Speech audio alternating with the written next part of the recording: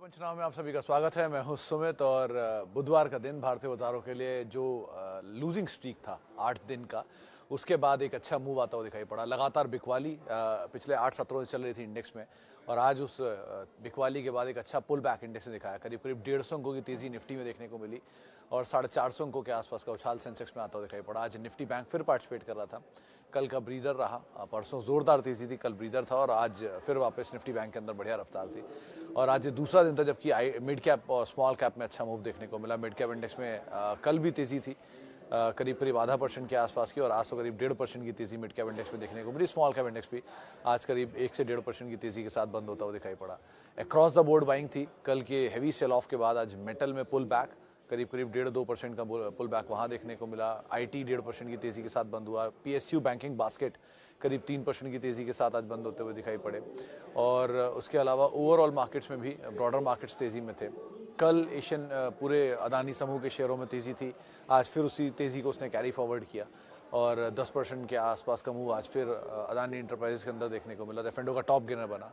तो ऐसे करके पूरे अदानी समूह में, इनफैक्ट कैश मार्केट के शेयरों में भी कल 2 शेयरों में लोअर सर्किट था, आज वापस अपर सर्किट उन शेयरों में लगता हुआ दिखाई पड़ा। तो ब्रॉडर बेस्ड इन शेयरों में खरीदारी थी।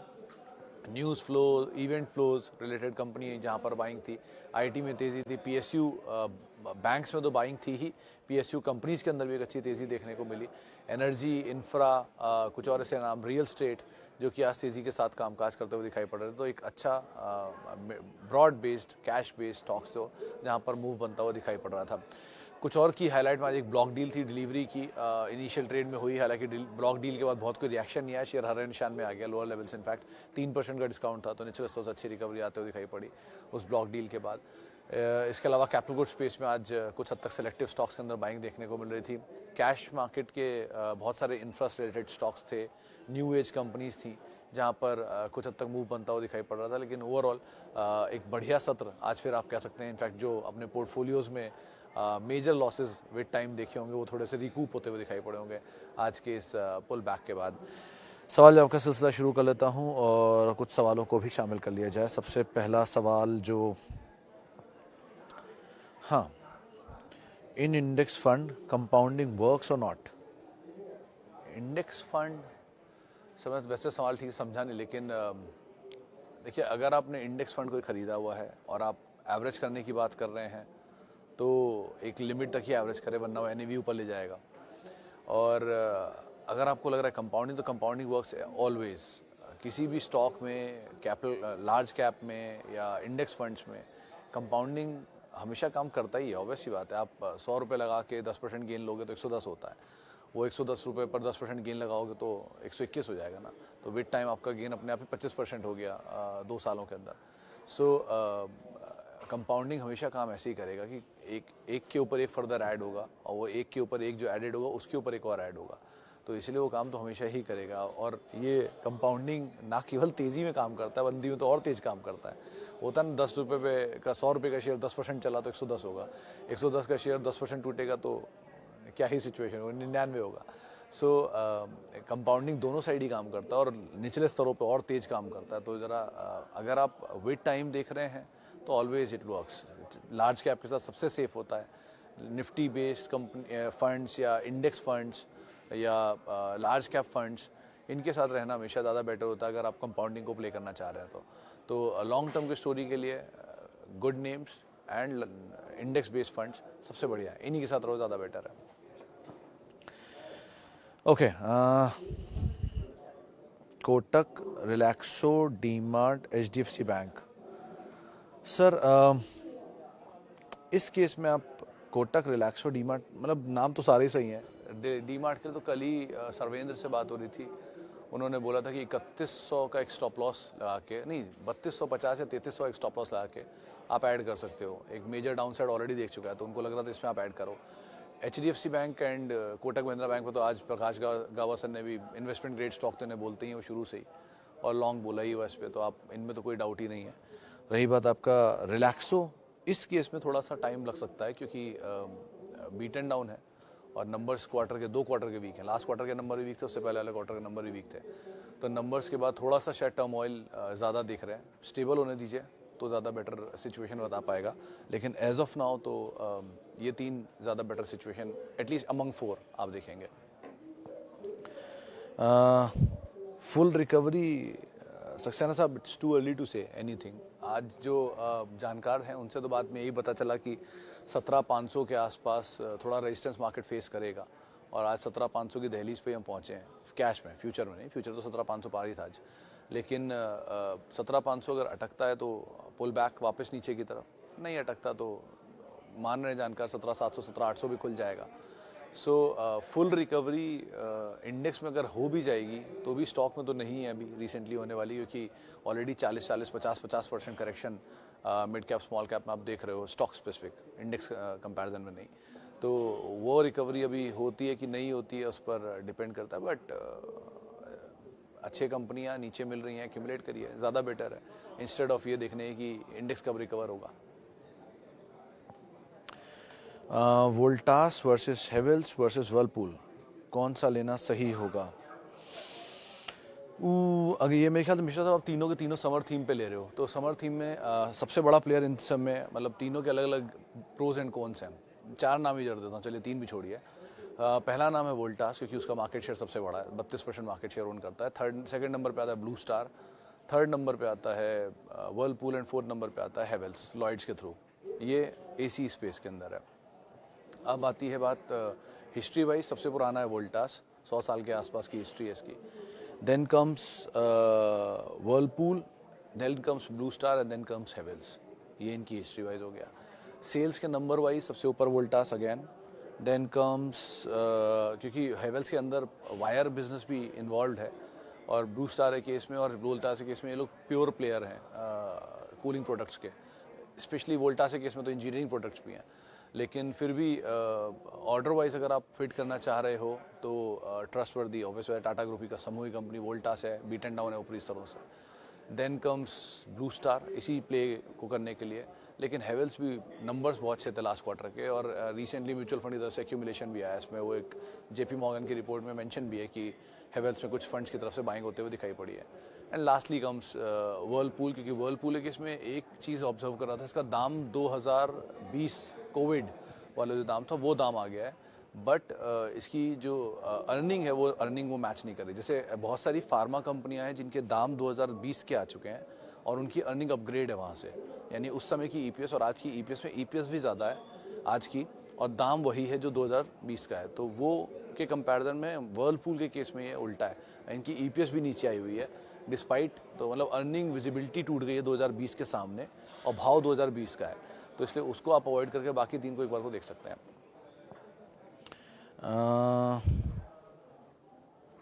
ग्लेनमार्क फार्मा का मेराकस 12,000 करोड़ है, इसमें सेल्स 12,000 करोड़ है, इसके पर 12 के पी पर लॉन्ग टर्म के लिए कैसा रहेगा? एम्फेसिस पहले सुन लिए सुनील सर की, उसमें तो अभी बोला था कल परसों में किसी जानकार ने बाय साइड पर, तो उसको तो आप एक बार को देख सकते हो। लेकिन ग्लेनमार्क फार्मा के केस में का मार्केस मुझे समझ में नहीं आ रहा आपने क्या लिखा है, मार्केट कैप पूछ रहे हैं आप या सेल्स में? इस पर क्लैरिफिकेशन मिल जाए ज़्यादा बेटर होगा, लेकिन ये नंबर से तो समझ में नहीं आ रहा आप क्या बोल रहे हो। When Warren Buffett said to be greedy when others are fearful, be fearful when others are greedy. What time is now? Should we be greedy or should we be fearful? Singh साहब, depend on stocks and companies, मतलब sector में तो ऐसा कुछ अभी, मतलब index में तो ऐसा कोई ग्रीड न फियर आया नहीं है। स्टॉक में ज़रूर है। आपने फियर था अदानी इंटरप्राइज 900 रुपये में, घूम गया आज 1500 रुपये में। फियर था टीसीएस 2900 रुपये में, घूम गया आज 3200-3700 जो भी दाम है वहाँ पहुँच गया। सो लाइकवाइज फियर जब एट पीक होगा तो आपको खुद ही समझ में आ जाएगा कि ये बहुत ज़्यादा फियर है, हर तरफ सूरा बुरा ही बुरा सुन रहे होगे आप, तो वो फियर एट पीक होगा, तब होगा ग्रीडी होने का समय।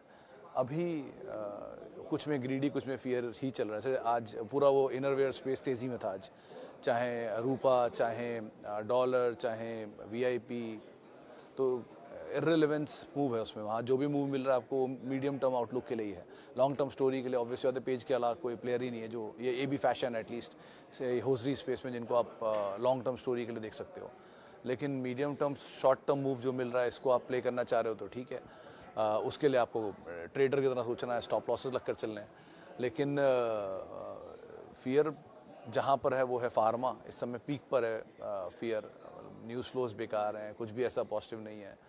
तो likewise pick and choose आप कर सकते हो। इवन रिलायंस जैसी कंपनी लार्ज कैप प्लेयर है, 2100, 2200, 2300 ये जोन पे घूम रहा है और ब्रोकरेज हाउसेस 3200 के टारगेट्स दे रहे हैं। सो है एक अच्छा डाइवर्जेंस यहाँ पर, इनको भी आप अदरवाइज देख सकते हो। डिस्क्लेमर भी ऑब्वियसली बात है कि जो चैनल आप देख रहे हो उसका प्रभुत्व प्रबंधन रिलायंस के पास है। Okay, what is the connection of cash stock with future options? Mishra sir, ये बहुत बड़ा टॉपिक है, इसके बारे में 2-5 मिनट में कैसे ही समझाऊँ, लेकिन मोटा मोटा आप ऐसे समझ लो कि जो कैश के स्टॉक्स होते हैं उनकी इक्विटी काउंटेड है। ऑब्वियसली बात है, 1000 शेयर अगर है किसी कंपनी के हैं मान लीजिए, और वो कैश में ही है, तो उन 1000 शेयरों में ही ट्रांजैक्शंस होंगे। आप उसमें अगर बाय भी करना चाहोगे तो उन 1000 में से ही करोगे, और अगर आपके शेयर सेल भी होंगे तो उन्हीं 1000 में ही होंगे। तो और बाकी प्रमोटर होल्डिंग अलग होगी। से फॉर एग्जांपल 1000 शेयर हैं और 75% प्रमोटर है, तो 750 प्रमोटर के पास है, 250 शेयरों में फंड और बाकी रिटेल पार्टिसिपेशन होगा। तो ये तो पूरा कैश का मार्केट हो गया। वो शेयरों में स्पेक्यूलेटिव एक्टिविटीज़ नहीं होंगी, उसमें सिर्फ आपकी डिलीवरी बेस्ड ट्रेडिंग ही हो सकती है। आप शॉर्ट करोगे भी तो इंट्राडे में आपको शेयर लाके वापस देने पड़ेंगे 3:30 बजे तक। लेकिन जो फ्यूचर के शेयर होते हैं उनमें फ्यूचर कॉन्ट्रैक्ट्स उन बिहाफ पर इशू हो जाते हैं, यानी कि अब उनके कॉन्ट्रैक्ट्स हैं, उनको इक्विटी साइज से कोई लेना देना नहीं है, तो उनके कॉन्ट्रैक्ट्स जब ऑलरेडी चल रहे हैं तो उन कॉन्ट्रैक्ट्स के ऊपर स्पेक्यूलेटिव एक्टिविटी भी हो सकती है। तो उनके नंबर ऑफ शेयर कितने भी रहे, उनके ऊपर कॉन्ट्रैक्ट्स जब इशू हो चुके हैं तो आप उनको 10 कॉन्ट्रैक्ट्स को शॉर्ट करो, 20 कॉन्ट्रैक्ट को शॉर्ट करो, 30 कॉन्ट्रैक्ट को शॉर्ट करो, वो कॉन्ट्रैक्ट शॉर्ट होंगे और उनकी डिलीवरी जब आपको वापस लाकर देनी होगी तब आपके पास थर्सडे तक का टाइम होगा, लास्ट मंथ एक्सपायरी के आखिरी थर्सडे तक 1 महीने का टाइम होगा। तो उस ड्यूरेशन को भी आप प्ले कर सकते हो, तो वहाँ स्पेक्यूलेटिव एक्टिविटी होगी। यूजुअली जब ये शुरू किया गया था तब हेजिंग के लिए शुरू हुआ था कि कैश मार्केट के शेयरों में आप हेज करने के लिए फ्यूचर्स को शॉर्ट करते थे, लेकिन विद टाइम उसका इवोल्यूशन इतना बेटर हो गया कि अब वो हेजिंग के साथ साथ स्पेक्यूलेटिव एक्टिविटी के लिए भी शुरू हो चुके हैं, और अब तो बहुत मासिवली फ्यूचर एंड ऑप्शंस में ट्रेड होता है। सो अगर आप ट्रेडर नहीं हो, आप इन्वेस्टर हो, तो ऑब्वियसली बात आप कैश के शेयर लो, मतलब कैश मार्केट में शेयर लो, भले वो रिलायंस जैसी कंपनी या टीसीएस जैसी कंपनी के शेयर लो। और अगर आप ट्रेडर हो तो आपके लिए फ्यूचर बना है, लेकिन वहाँ स्टॉप लॉसेस स्ट्रिक्ट होंगे, वहाँ क्वांटम ऑफ ट्रेड बड़ा होगा, वहाँ लॉसेस बड़े होंगे, वहाँ प्रॉफिट्स बड़े होंगे, तो अकॉर्डिंगली आपको वहाँ ट्रेड करना होगा। लेकिन वो सब्जेक्ट इतना कॉम्प्लेक्स है कि पहले उसे अच्छे से समझ लीजिएगा, उसके बाद ही उतरिएगा। कैश मार्केट में शेयर लिया, कुछ दिन बाद पैसा बना, बेच दिया, ज़्यादा आसान है। कुछ नहीं हुआ तो एटलीस्ट आपके पास टाइम है, आप लेकर बैठे हो। कुछ नहीं भी है तो डिविडेंड मिल रहा है, लेकिन फ्यूचर में ना डिविडेंड मिलेगा अनटिल अनलेस वो 5% से ज़्यादा ना हो, या ना आपके पास टाइम है क्योंकि 1 महीने के अंदर कॉन्ट्रैक्ट एक्सपायर कर जाएगा।